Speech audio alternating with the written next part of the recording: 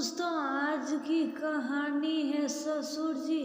खाना जूठा छोड़कर हमारे राशन को बर्बाद मत करो।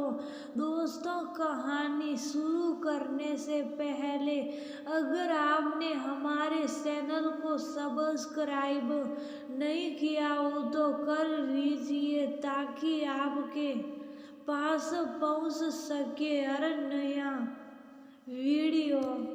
अरे सुषमा, मैं जब से आई हूँ तब से देख रही हूँ तेरे घर के गिलास पर ये क्या लिखा हुआ है? किसी पर एम, किसी पर एन, ई एस जे। ये टेंट के गिलास है क्या? अरे नहीं जीजी, ये मेरी बहू की कारिस्तानी है। और पानी और खाने की क्या अहमियत है ये बताने की तरकीब। पहले जब ये बात बात पर टोकती रहती तो बहुत बुरा लगता, सोचती कैसी कंजूस देहाती घर की लड़की मेरे लड़के के पले बंद गई। पर अब जाकर समझ आया ये कंजूस और देहाती नहीं बल्कि पढ़ी लिखी समझदार मितव्य लड़की है जो सोच समझकर सारे काम करती हैं। अरे ये गोल गोल क्या बातें बना रही है? कुछ खुलकर बता, आखिर बात क्या है? कौशल्या ने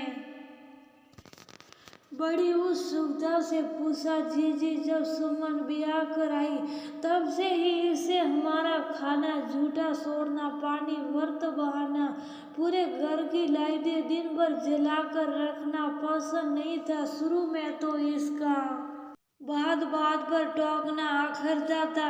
अपने ससुर जी से पूछती, पापा आपको सब्जी पसंद नहीं आई क्या? नहीं बेटा, सब्जी तो अच्छी बनी है। तो फिर आपने पूरी खाई क्यों नहीं? अरे पेट भर गया और सब्जी ज्यादा थी तो बस गई।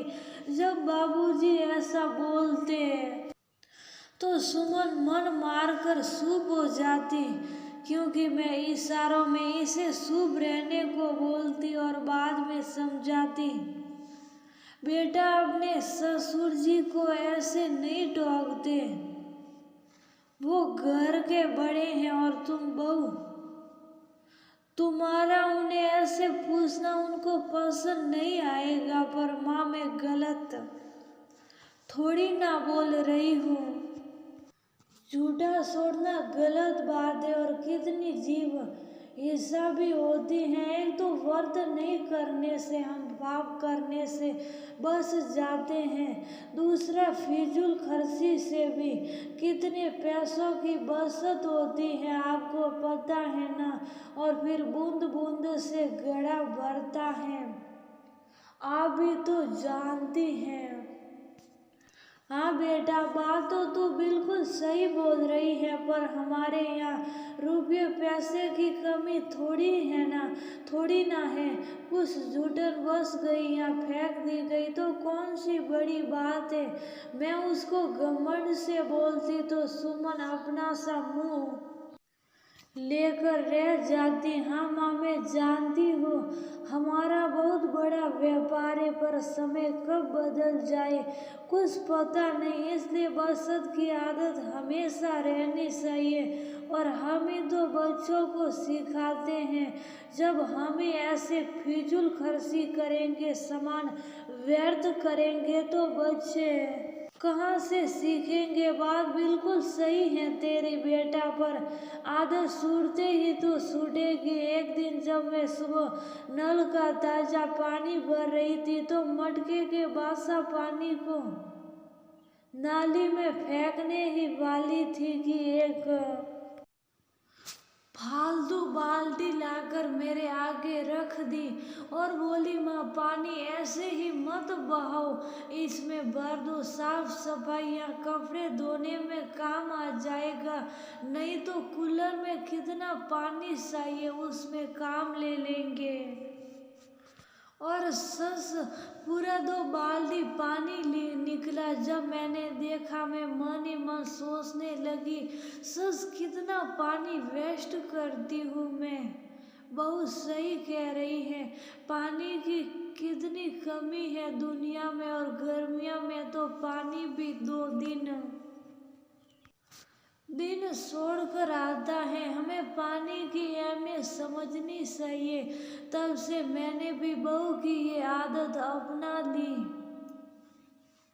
तब समझ आया मेरी बहू बड़े काम की है, क्योंकि जब सब पड़ोसियों की या पानी की किल्लत हो जाती पर हमारा काम आराम से चलता रहता। हम पानी बचाकर और जरूरत के हिसाब से जो खर्च करना सीख गए थे। तब समझ आया सच में बूंद बूंद से घड़ा भरता है और हमारी बरसाई हुई पानी की कुछ बूंदों ने हमारा काम आसान किया। वही बचत करने की अहमियत भी समझाई।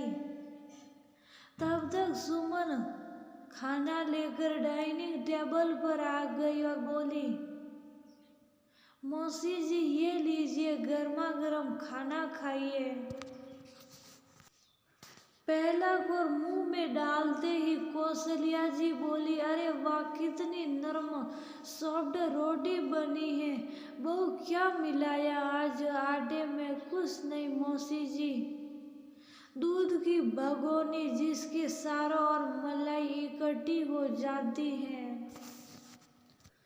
गर्म पानी से धोकर उससे आटा गूंदा है, इसलिए मोहन जैसे टेस्ट आ रहा होगा। सुमन खाना बनाते हुए रसोई से ही बोली, मैं कुछ भी सामान वेस्ट नहीं करती।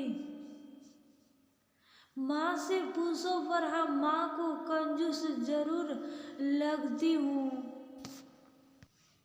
मैं। अब आप बताइए मौसी जी, मैं कंजूस हूँ या काम की? सुमन हंसते हुए बोली, अरे वारे सुमन, तेरी बहू तो बहुत समझदार है। इसकी माँ ने बहुत अच्छे संस्कार दिए हैं। इसको स्वभाव से तो मिलनसार है ही, काम भी बड़ी चतुराई से करती है। तू सीख अपनी बहू से कुछ।